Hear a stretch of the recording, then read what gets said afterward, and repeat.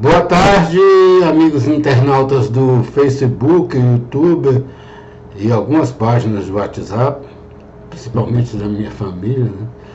Aqui Marcos Valério Rocha e nosso encontro semanal, hoje agora num sábado. Voltamos a fazer sábado e domingo, até onde der as expectativas que temos com essa apresentação. Hoje, no sábado, nós estamos fazendo uma reflexão bíblica sobre o Evangelho de Marcos. E quem acompanha nossos vídeos já conhece o que nós estamos falando e já tem uma sequência anterior. Quem não acompanha, passe a acompanhar, inscreva-se no canal, dê seu like se for de sua conveniência e nos apoie. Mais importante que isso é que vejam e que entendam aquilo que a gente quer transmitir, que nós achamos que é uma coisa boa. Então nós estamos vendo o Evangelho de Marcos, São Marcos, meu xará, e dentro daquela proposta de fazer um paralelo com o Antigo Testamento. Vamos continuar fazendo a leitura. Agora vamos ver uma passagem do Evangelho em que se encontra a segunda predição da paixão de Cristo. Cristo mesmo prevê a sua paixão. Vamos lá. E antes tem uma passagem de uma cura, de um epilético, e nós estamos na Quaresma, que vem a calhar, que ele vai falar sobre o jejum. Tem uma questão da humildade, que é um fator muito importante dentro do cristianismo, e para a igreja e para os cristãos hoje em dia, em geral, é muito bom que muita gente quer, dentro do cristianismo, dentro dessas exposições, quer ser maior que o outro. Está havendo muita disputa, muita crítica, e essa passagem que nós vamos ler hoje, nós não vimos a leitura de domingo, qual vai ser a leitura da semana, né? Mas nós estamos acompanhando a nossa sequência do Evangelho de Marcos, né? Nós achamos bem a calhar, né? Tem vários padres, pastores, popstars que postam no YouTube, e parece que um quer ser maior que o outro. Vamos ver. Depois, aproximando-se dos discípulos, viu ao redor deles grande multidão, e os escribas a discutir com eles. Todo aquele povo, vendo de surpresa Jesus, acorreu a ela para saudá-lo. Ele lhes perguntou: "O que estás discutindo com eles?" Respondeu um homem dentre a multidão: "Mestre, eu te trouxe meu filho, que tem um espírito mudo. Este, onde quer que o apanhe, lance-o por terra, e ele espuma, arranja os dentes e fica endurecido. Roguei a seus discípulos para que expelisse, mas não o puderam."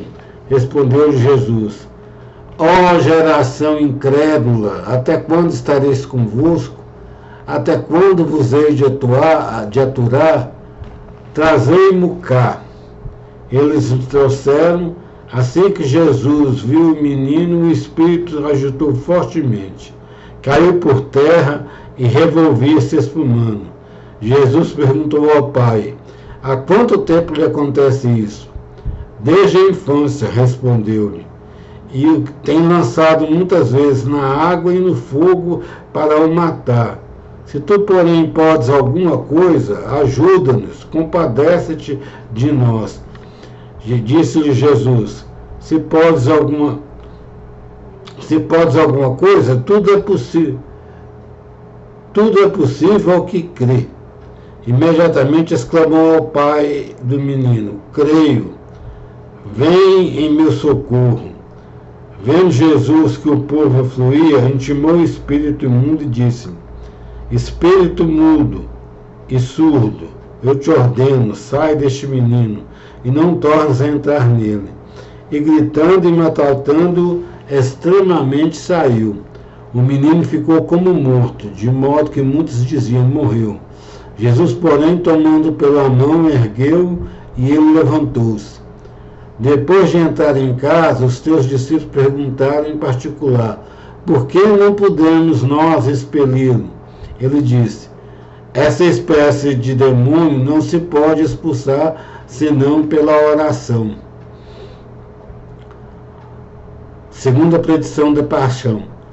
Tendo partido dali, atravessaram a Galiléia. Não queria, porém, que ninguém o soubesse, e ensinava os seus discípulos: o Filho do Homem vai ser entregue nas mãos dos homens e matá-lo-ão, e ressuscitará 3 dias depois de sua morte. Mas não entendiam essas palavras, e tinham medo de lhe perguntar.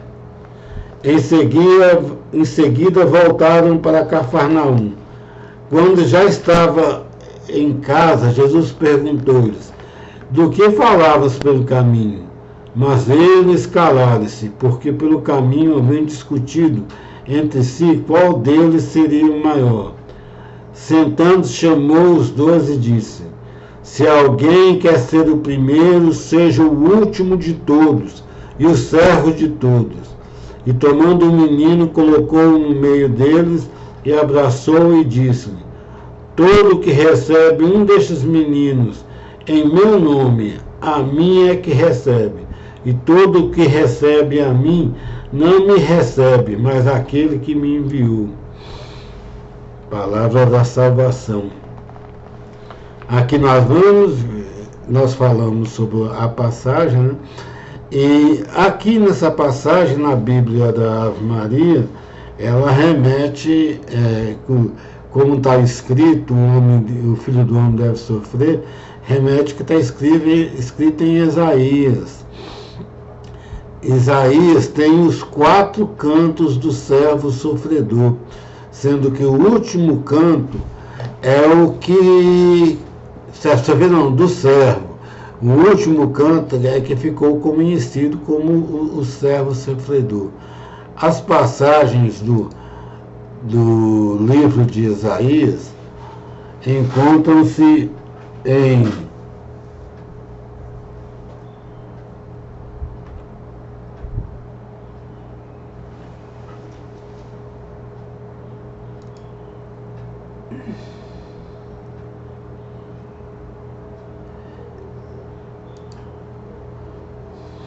as passagens encontram-se em... Estou aqui no meu pronto de comando.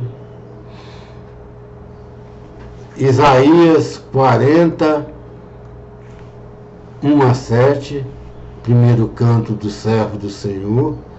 Isaías 49, 1-9. Isaías 50, 4-9.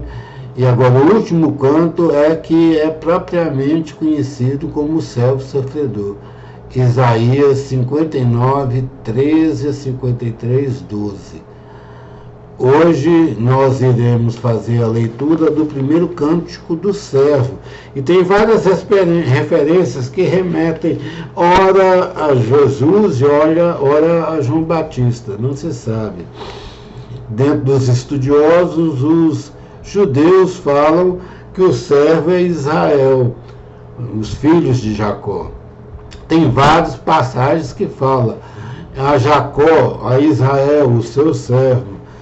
Então, mas que a gente vendo que o Israel hoje não coaduna muito bem com isso aqui. Nós vamos ver. E uns falam que dentro do contexto do livro, que foi no reinado de Ciro, e Ciro foi uma pessoa escolhida por Deus Deus suscitou os filhos, no início do capítulo 41, fala que o servo seria Ciro. Alguns outros falam isso. Mas nós cristãos fala que essa passagem se refere a Jesus Cristo. Isaías 42, de 1 a 7. Eis meu servo que eu amparo, meu eleito ao qual dou toda a minha afeição. Faço repousar sobre ele o meu espírito. Aqui remete a Jesus, porque o Espírito baixou em forma de pônimo em cima dele, né? E falou essas palavras: eis meu filho, a qual tenho grande afeição. Então, aqui já dá uma ideia dentro do Evangelho, inclusive de Marcos, acho que está assim, quando houve o batismo de Jesus e que Jesus estava nas águas, foi mergulhado, abriu uma nuvem, o Espírito Santo pousou, né? Aqui fala repousar sobre ele.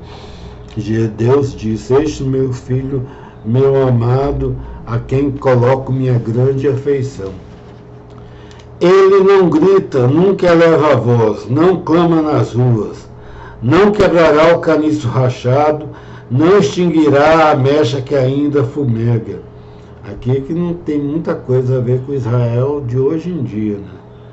Anunciará com toda franqueza a verdadeira religião, não desliminará nem desfalecerá, até que tenha estabelecido a verdadeira religião sobre a terra e até que as ilhas sejam seus ensinamentos. Eis o que diz o Senhor, que criou os céus e os descobriu, que firmou a terra e toda a sua vegetação, que dá respiração a seus habitantes e o sopro vital àqueles que pisam o solo. Eu, o Senhor, chamei-te realmente, eu te segurei pela mão, eu te formei e designei para ser aliança com os povos, principalmente com os islamitas, os muçulmanos, não tem aliança nenhuma, né? A gente vê isso. E luz das nações também.